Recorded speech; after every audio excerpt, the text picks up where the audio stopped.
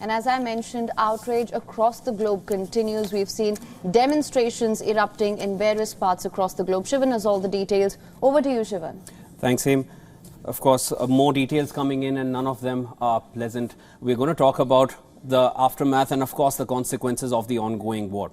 Hundreds of anti-Israel protesters stormed Russia's Dagestan airport in Makhachkala, where a plane from Israel had just arrived, forcing security forces to close the airport and divert flights while removing the demonstrators. Now, the violence in the mostly Muslim region, which erupted amid the war between Israel and Hamas in Gaza, prompted Tel Aviv to call on Moscow to protect its citizens. Here's all you need to know about what just happened in Dagestan.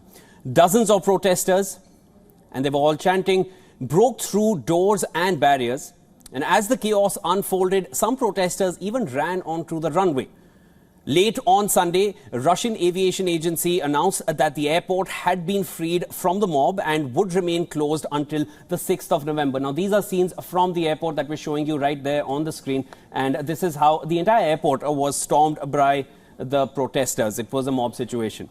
A statement from Prime Minister Netanyahu's office said, and I'm quoting here, Israel expects the Russian authorities to protect all Israeli citizens and all Jews, and to act decisively against the rioters and against incitement of violence against Jews and Israelis. Now, the Dagestan government appealed to those involved to stop their illegal acts despite anger over what it dubbed as the inhumane massacre of a civilian population, the Palestinian people.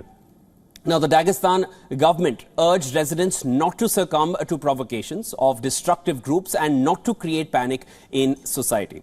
Now, the Minister of Information in Dagestan's neighbor, Chechnya, called for calm in the face of rising tensions in the Caucasus region. Now, Dagestan and Chechnya are both mainly Muslim areas known in Russia as republics. The region has witnessed years of violent tension with the central Russian authorities.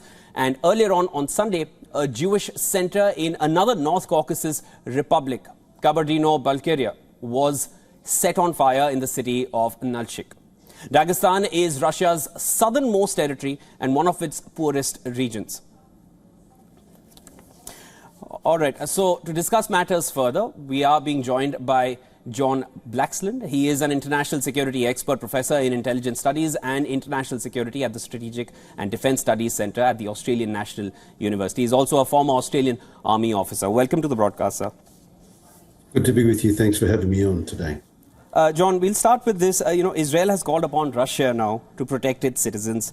And as the demonstrations and unrest spread across the globe, I just want to take, your opinion on this. It's the civilian toll which is worse than anything else. It's the civilians who are taking the toll. We are already seeing the thousands of deaths, including children and women in Gaza.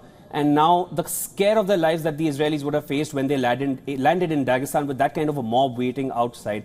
How do you see the war moving forward from here? Do you feel Israel and Russia exchanging any kind of a note will have impact on the ongoing war between Israel and Hamas? No, it's a great question. So it does point to one of the reasons why Israel has always been very circumspect about how it engages Russia. And it is one of the reasons why Israel refrained from being enthusiastic in supporting Ukraine in its fight against Russia. It knows that Russia has a lot of influence it can wield that can directly affect Israel and Israeli people around the world. Israel has a lot of economic interests in various places, and it relies on, to a certain extent, on Russian goodwill.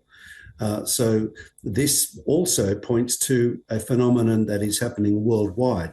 And Hamas, my reading of this is that Hamas knew that this was the kind of reaction it would engender, and that that Israeli reactions to Hamas and the attempt to more than just so-called mow the grass, but actually insert themselves back into North Gaza would engender very strong emotional reactions. We're seeing this in the UK, we're seeing it in France, we're seeing it in Australia, in the United States, and here we see it in Dagestan as well. This is exactly what Hamas has wanted, and the rhetoric coming out of Gaza is that. And I would contend also that the numbers that you are hearing out of Gaza need to be challenged, because the source of them are that, this is from Hamas, and Hamas is fighting a propaganda war as much as a real war, a substantive, kinetic war. And let's not forget that Hamas has spent years building up its infrastructure to fight a war, and much of that is underground. So when we talk about hospitals, when we talk about food and power shortages, let's not forget that Hamas has been storing up for this for a long time. And let's also not forget that they have many, many miles of tunnels where many, many people can fit. And that a lot of power and energy, and particularly fuel, has been stored to enable the air filters and the fans and the regeneration to take place underground.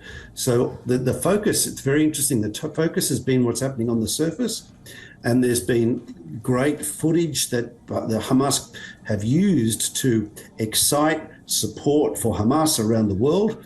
And of course, that is exactly what they've been looking for.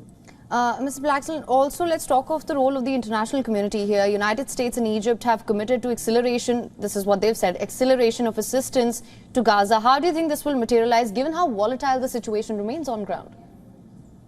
So, of course, let's not forget that prior to 1967, the 67 war, the Gaza Strip was part of Egypt. And so Egypt has a long connection with Gaza, and Egypt has for the last few years, kept a very tight control on the Gaza border with Egypt. So when we talk about Israeli control of Gaza, and people talk about the occupied territories, Gaza has been, the Israelis vacated Gaza nearly 2 decades ago, 18 years ago. The West Bank is a different kettle of fish, but Gaza has not been controlled internally by Israel for nearly 2 decades. And Egypt has actively sought to distance itself from the Gaza problem, really knowing that most of the kind of bad reputation arising from that was going to stick on the Israelis. But of course, we now have a situation where Egypt appreciates that this has the potential to blow out, and it can undermine the government of in Egypt as well, in Cairo. And so they, I think, recognise that they need to be making a contribution to keep this in check. This has the potential to seriously expand, not just around Gaza, but of course in Lebanon, where Hezbollah is armed to the teeth with Iranian-supplied missiles, and the Syrians also seem to be interested in itching for a fight with Israel. So this is a very tricky predicament. Connections with Iran, the Russian dimension, the fact that the US Navy and NATO is in the Mediterranean in unprecedented numbers, means that the stakes are getting higher and higher. The prospects of this deteriorating further are significant. And hopefully the deterrent effect of the fleet in the Mediterranean will keep in check the prospects of Iran and others, perhaps even Turkey, contemplating providing more support to Hamas. Mr. Blackstone, I just want to come to this next, and it needs a large perspective, because efforts from global organizations, they've honestly failed to bring any kind of a difference on ground. What can really bring a ceasefire here? Because if you look at Israel and if you look at the Gaza Strip, you can barely identify it on the world map. It's a very tiny enclave, but what is happening there has involved the entire world as of now, but nothing seems to be bringing a change on what is happening on ground. What can bring a ceasefire as of now? So it's got to be political. War is an extension of politics by other means. We understand that. And of course, the conundrum is, what kind of political solution might work here? And there are a few options that are probably worth contemplating. One is, of course, that the Palestinian Authority in the West Bank could actually gain some authority over Gaza. The other one is one that hasn't got much airplay so far, but which I think has got some merit, is actually a revisiting of the Egyptian governance of Gaza. Egypt has a strong, close relationship with Gaza. It's had a fairly arm's length relationship with Hamas itself, but with Hamas being sidelined by the Israelis now, I think there is a prospect for a reimagination of what we do with Gaza in a way that involves Egypt in a way we haven't seen for half a century. And of course, in addition, there's a big question hanging over the Prime Minister, Netanyahu, and there's a question here whether or not internal domestic Israeli politics allows for a reimagination of its approach to the Palestinian question. That needs to be taken up again, you know, at the political level. There is where the essential, any kind of a ceasefire, any talks for those have to stem from political movements coming in. And thank you so much for joining in on the broadcast, sir. Always a pleasure to speak with you. That was Mr. John Blaxland joining us on World DNA with his inputs.